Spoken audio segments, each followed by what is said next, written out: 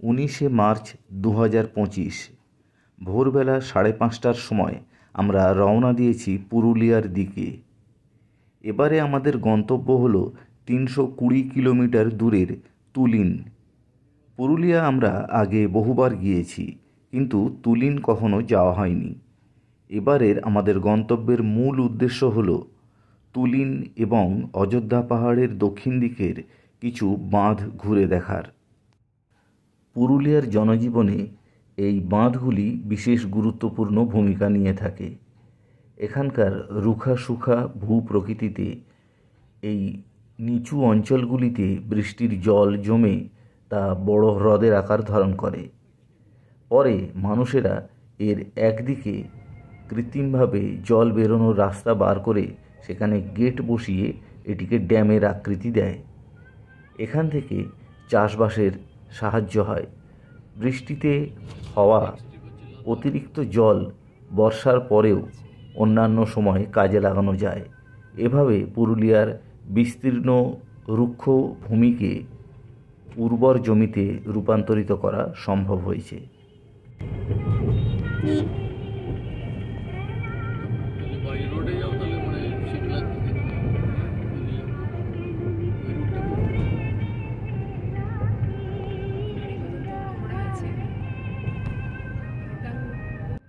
আমরা এখন দ্বিতীয় হুগলি সেতু ক্রস করছি। প্রতিবারে যেমন NH-19 ধরে যাই, এবারে আমরা সেই রাস্তা দিয়ে না গিয়ে কোনা মোড় থেকে বাঁদিকে অহল্যাবাই হোলকার রোড ধরব। সেখান থেকে আরামবাগ, বিষ্ণুপুর, বাঁকুড়া হয়ে পুরুলিয়ার দিকে যাব। পুরুলিয়া থেকে গড়জয়পুর, কোটশিলা হয়ে আমরা তারপরে যাব তুলিন। পুরুলিয়া থেকে তুলিন 55 কিলোমিটার, যেতে 1 ঘন্টার একটু বেশি সময় লাগে।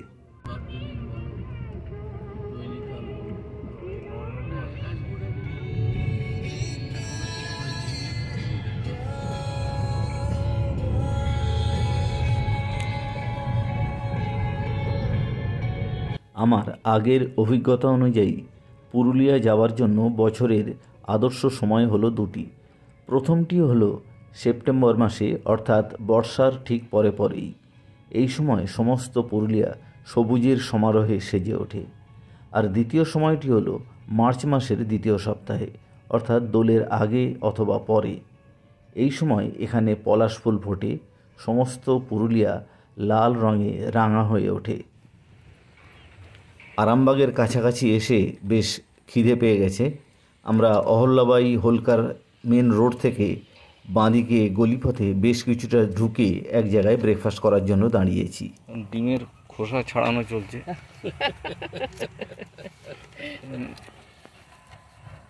আর একজন নানা রকম জিনিসপত্র বাড়ি করে যাচ্ছে, হাতে কিছু আসছে না।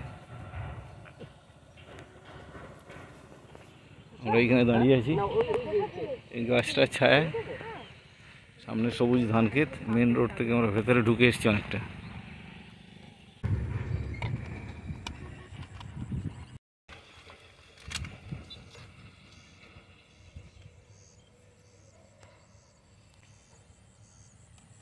মাঠের মাঝখানে দাঁড়িয়ে এখন চা হচ্ছে।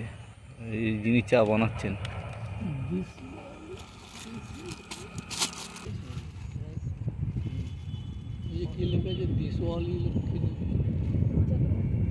ভালোই আছে। যেটা ভেবেছিলাম যখন পুরুলিয়ায় মানে আমি বলছি 77-78-এ, তখন পুরুলিয়ায় পলাশ ছিল, কিন্তু দেখার লোক ছিল না। এখন যেমন মানে কি অদ্ভুত, পলাশের চেয়ে লোক বেশি হয়ে গেছে। শুধু তাই নয়, তখন শিমুল মাথায় অজস্র বক বসে আছে, দারুণ লাগছে কিন্তু দেখতে। এটা আমরা জাস্ট বিষ্ণুপুর ছাড়িয়ে এসেছি, এসে বাঁকুড়ার দিকে যাচ্ছি। মাঝখানে এটা পেলাম, একটা বক উড়ে গেল।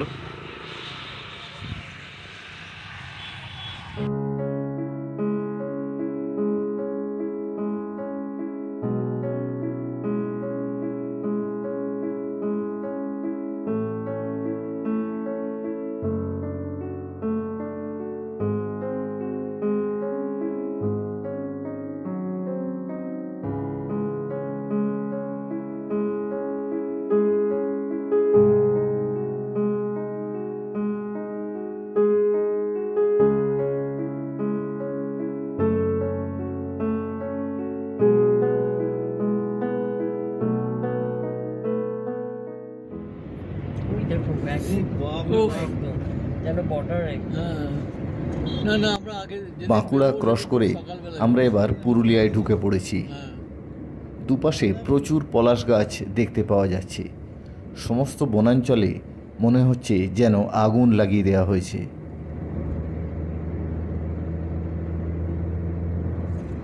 এত রোদে তোমার ভিডিও করলে ভালো হবে না, ছবি ভালো হবে না।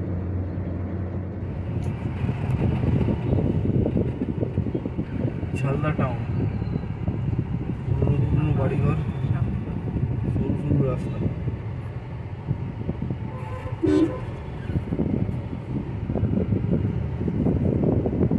সামনেই পাহাড়, এটাই সম্ভবত কাঁসা পাহাড়।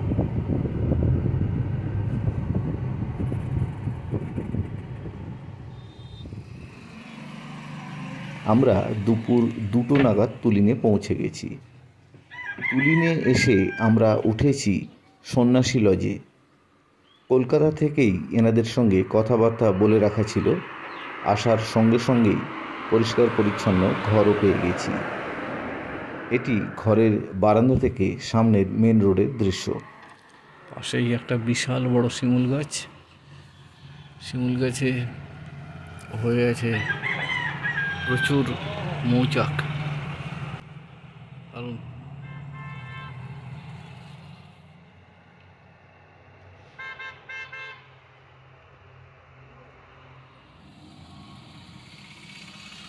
বিকেলবেলায় একটু রেস্ট নিয়ে বেরিয়েছি সুবর্ণরেখা নদীর ধারে যাওয়ার জন্য। খুব সরু রাস্তা, লোককে জিজ্ঞেস করে নিয়েছি এখান দিয়ে নদী যাওয়া যায়। তুলিন ঝাড়খণ্ডের দিকে যেতে পশ্চিমবঙ্গের শেষ গ্রাম। বাংলা বর্ণমালার ব আকৃতির মতো পুরুলিয়া জেলার একেবারে দূরতম বিন্দু, অর্থাৎ ব অক্ষরের একেবারে শেষ বিন্দুতে তুলিনের অবস্থান। এখান থেকে ঝাড়খণ্ডের গ্রাম মুরি মাত্র 4 কিলোমিটার। দুটি গ্রামের মাঝখান দিয়ে বয়ে চলা এই সুবর্ণরেখা নদীই হল পশ্চিমবঙ্গ আর ঝাড়খণ্ডের মাঝে সীমানা। ঝালদা সাব ডিভিশনের এই গ্রামে 1010 লোকের বাস। কাছেই তুলিন রেল স্টেশন। এটি সাউথ ইস্টার্ন রেলের গোমো হাতিয়া লাইনের ওপরে অবস্থিত। ট্রেনে আসলে হাওড়া থেকে মুরি সময় লাগে প্রায় 6 ঘন্টা। দূরে ট্রেন যাচ্ছে।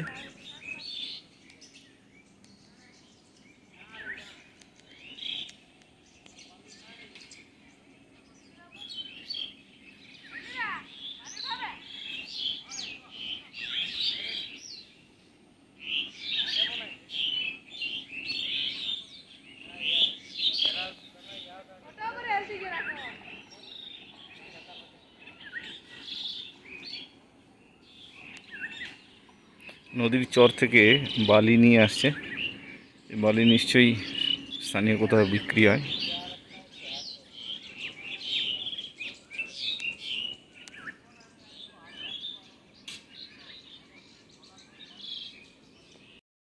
তোর নাম কি? কোন স্কুলে পড়িস? হ্যাঁ, লিটল অ্যাঞ্জেল। এখানে বাড়ি তো, তুলিনে বাড়ি তো? আচ্ছা, বাহ, ভালো করে মন দিয়ে লেখাপড়া করিস? হ্যাঁ, কোন ক্লাস? এবারে 5-এ উঠেছিস? বাহ।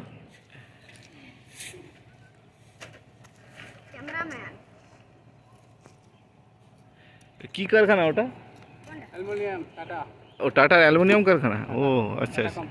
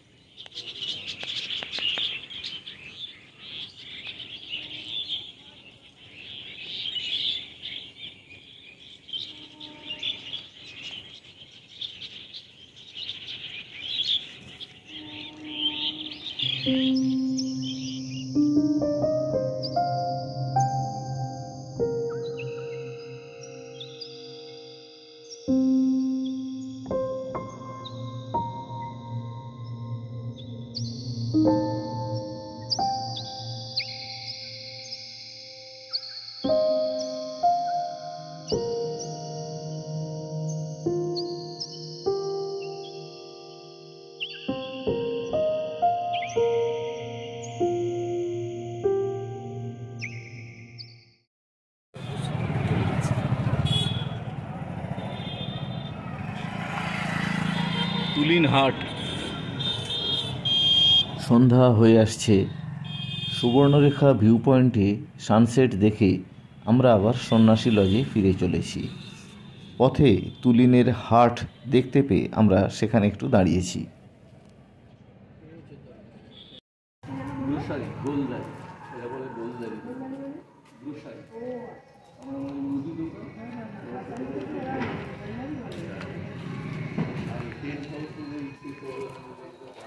সন্ন্যাসী লজ, নিচে সুন্দর একটি মন্দির, রাম সীতার মন্দির, ভেতরে সুন্দর বিগ্রহ রয়েছে। সন্ন্যাসী লজের ভেতরে খাওয়া দাওয়ার ব্যবস্থা নেই, তাই আমরা সামনেই রাস্তা ক্রস করে লাইন হোটেলে রাতের ডিনার করতে যাচ্ছি।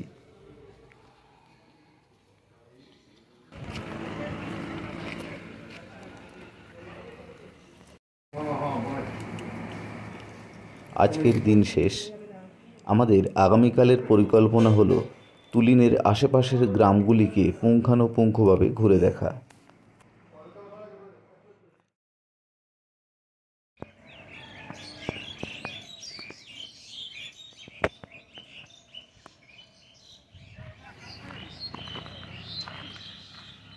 তুলিনে ভোরবেলা মেন রোড চলে গেছে রাঁচির দিকে মুড়ি হয়ে। আমরা হাঁটতে বেরিয়েছি, বন্দে ভারত যাচ্ছে। মর্নিং ওয়াক সেরে আমরা আবার সন্ন্যাসী লজে ফিরে এলাম। এখানে স্নান টান সেরে আমরা তাড়াতাড়ি বের হয়ে পড়ব। ব্রেকফাস্ট আমরা ঝালদায় করে নেব। আজকের আমাদের রাজারাপ্পা মন্দিরে যাওয়ার ইচ্ছা আছে।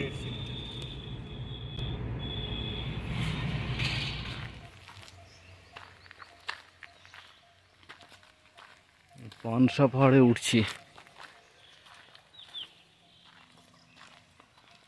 পানসা পাহাড়, প্রচুর পলাশ গাছ হয়ে আছে আশেপাশে।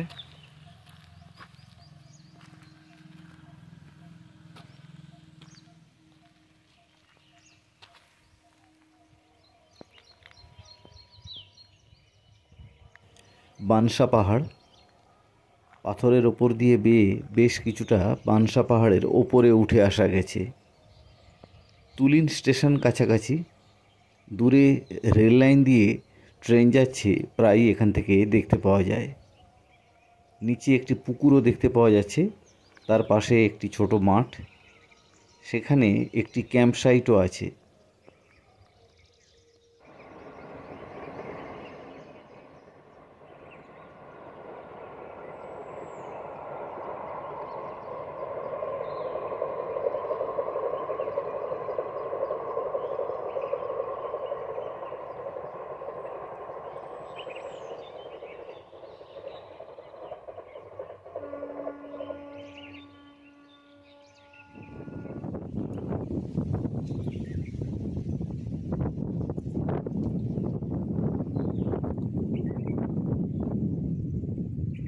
মানসা পাহাড় আর মাড়ু পাহাড় পাশাপাশি।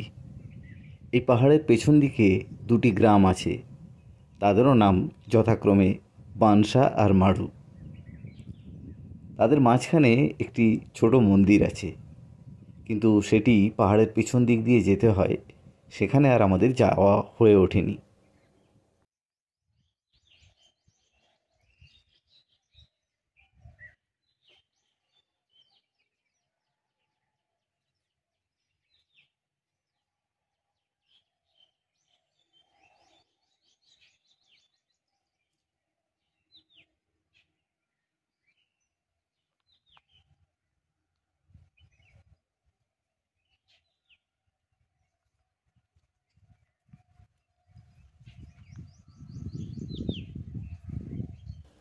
আমরা সেই ক্যাম্প সাইটের মাঠে পৌঁছে গেছি। মাঠের মধ্যে দেখছি ইট দিয়ে বেশ কিছু উনুন বানানো রয়েছে। বোঝা যাচ্ছে এখানে উৎসাহীরা এসে ক্যাম্প করেন, হয়তো ওই বানসা পাহাড়ে ট্রেকিংও করা হয়।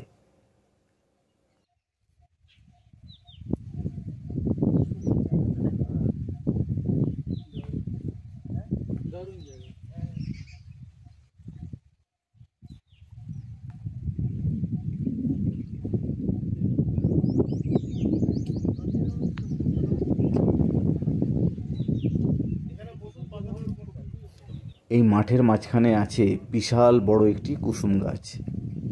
কিছুদিন আগেও এই কুসুম গাছের সদ্য বেরোনো পাতাগুলি ঘন লাল রঙের ছিল, এখন আস্তে আস্তে সেগুলি সবুজ রঙে পরিবর্তিত হচ্ছে। এই কুসুম গাছের ছাওয়ায় আমরা বেশ কিছুটা সময় কাটালাম।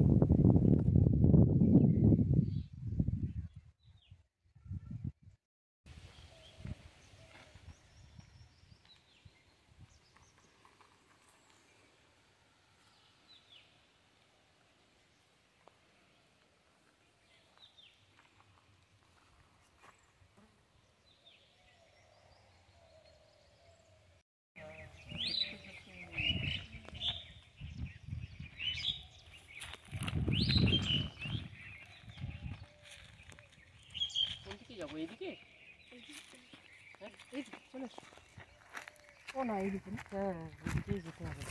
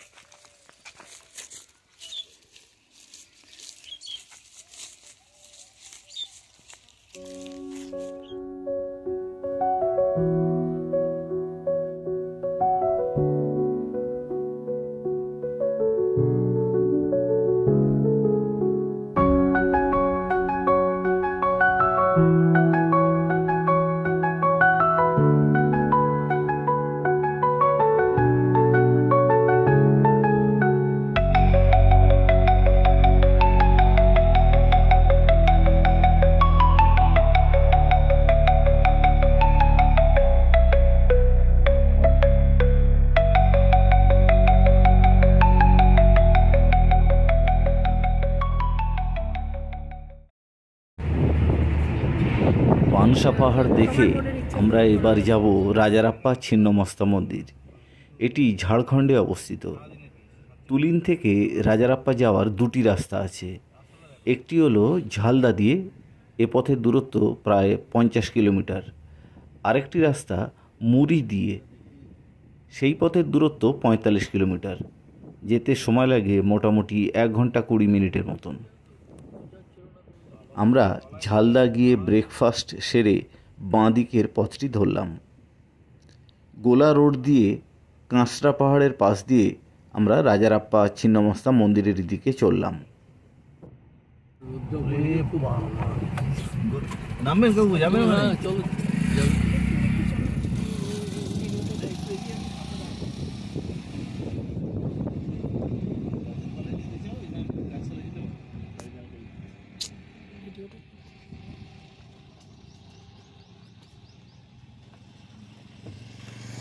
এবার রোদটাও পড়েছে, এবারে গাছটা মানে ফুলগুলো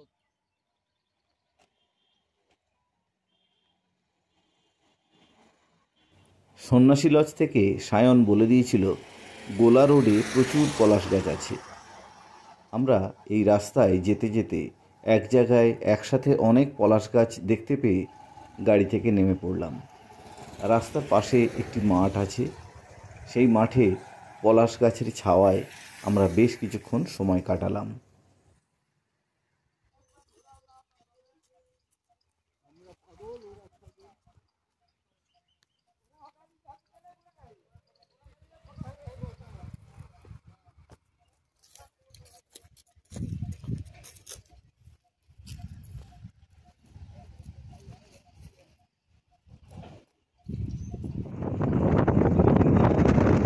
छोटी मत बोला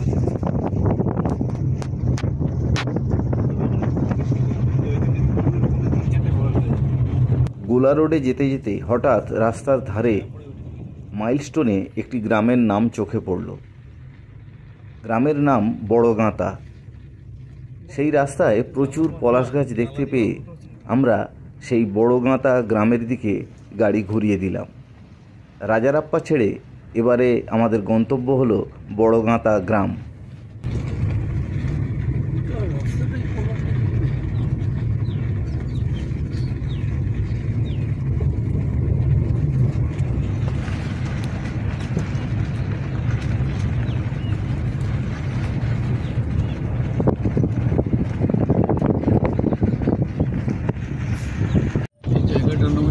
আস্তে চলো, একটু আস্তে। কি নাম? ছোট তো ওই যে স্কুলটা দেখলে নাকি?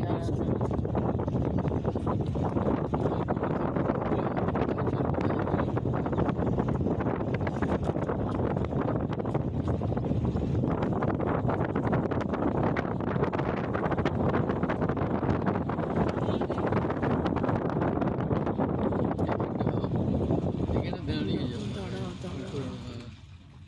অপূর্ব অপূর্ব।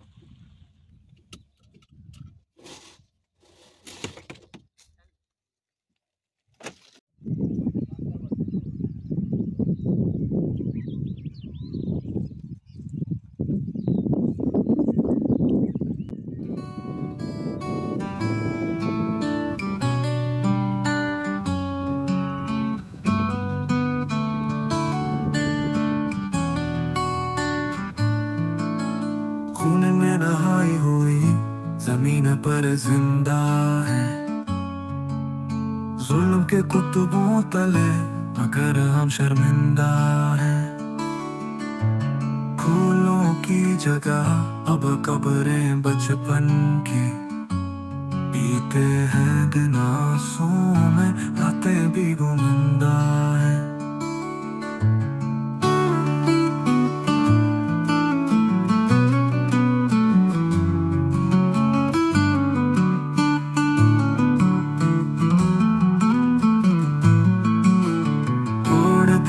सपने जला दिए आशा ने, फूंक दिए मुकतब मस्जिदें भी पाबंदा है। बचपन का हर चेहरा अब जख्मों का किस्सा है, चाहत के चिराग भी अब खाकस्तर बंधा है।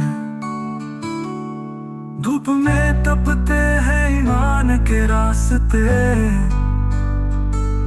और हम इश्क के महलों में खुद मरता है।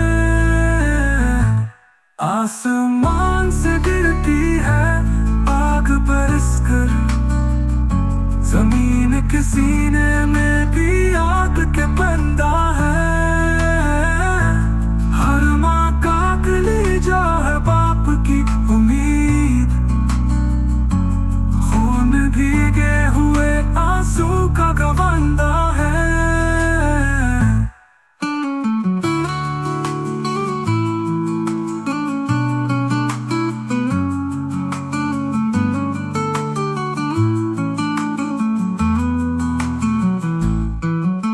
क़िबला अव्वल के तो नामुहाफ़िज़ो, हम दुकानों तफ़रीहों में मशगूल शर्मिंदा है। ए बच्चे जो पत्थरों से जंग लड़ते हो, हम ज़बानों से दुआएं देते मरदा है। ख्वाबों की शम्म जो तुमने जलाई है, वो हमारी बेबसी में जलकर भी जिंदा है। तुम्हारी जो रातों को सलाम है बार बार, कि हम तो कांपते ज़मीरों के फज़ंदा है। फ़लस्तीन तेरा कर्ज है हमारी गर्दन पर, हम मग़रूर लिबासों में खाली पीकर बंधा है। एक दिन आएगा जुल्म की दीवारें गिरेंगी, तेरे सब्र की धरती पर बगावतों के झंडा है। आजादी का सूरज निकलेगा, ये मजलूम फरियाद अर्श पर रजिस्टर बंदा है। और जब वक्त बदलेगा, तेरे हक में गवाही देंगे।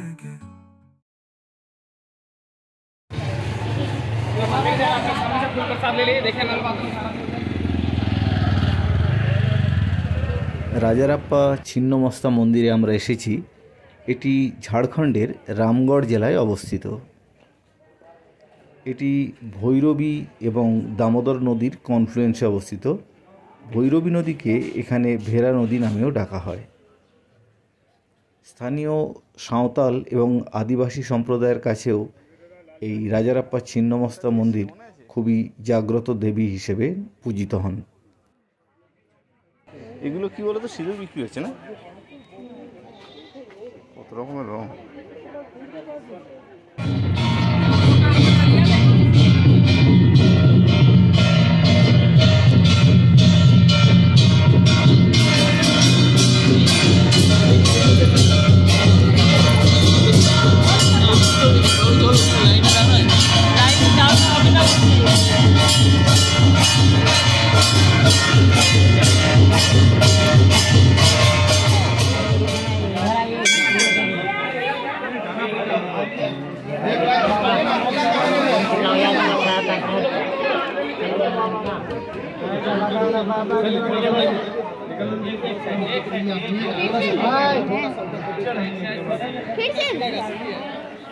এটা ভৈরবী আর ওইটা সামনে বড়টা দামোদর, এইটা দামোদর, যেটা জল নেই দেখছো এটা দামোদর।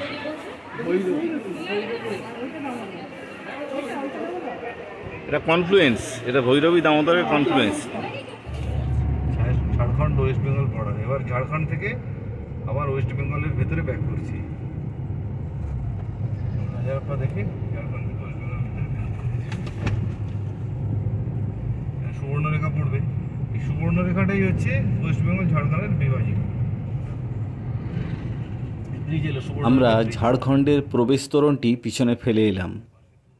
রাজারাপ্পা মন্দির দেখে আমরা ঝাড়খণ্ডের ভেতর দিয়ে মুড়ি হয়ে আবার পশ্চিমবঙ্গের ভেতরে ঢুকছি। এবারে আমরা তুলিন পেরিয়ে চলে যাব সোজা জাজাহাতুতে।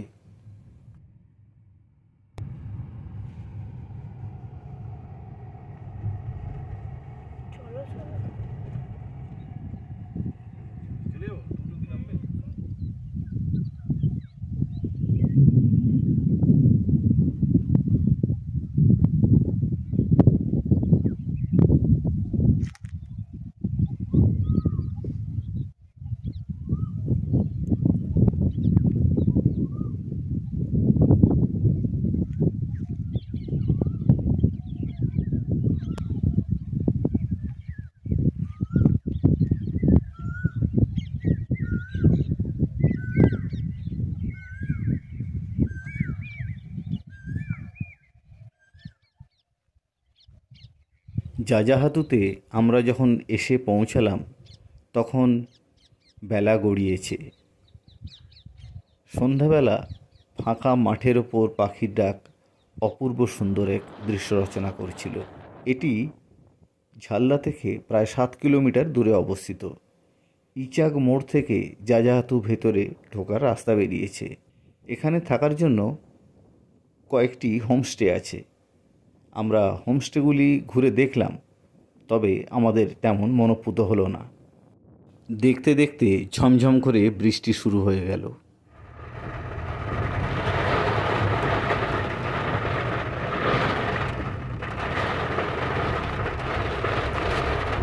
বনপাহাড়ি কোস্টের দিকে যাচ্ছি এখন।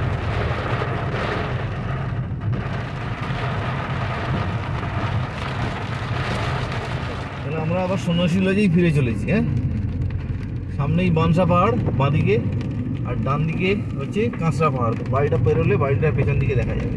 এই ফাঁকা জায়গাটা আসলেই দেখতে পাওয়া যাবে। পেট্রোল পাম্পের পেছনে হচ্ছে বানসা পাহাড়, আর ডান দিকে কাঁচরা পাহাড়। এটা হচ্ছে কাঁচরা। সন্ধ্যা হয়ে আসছে।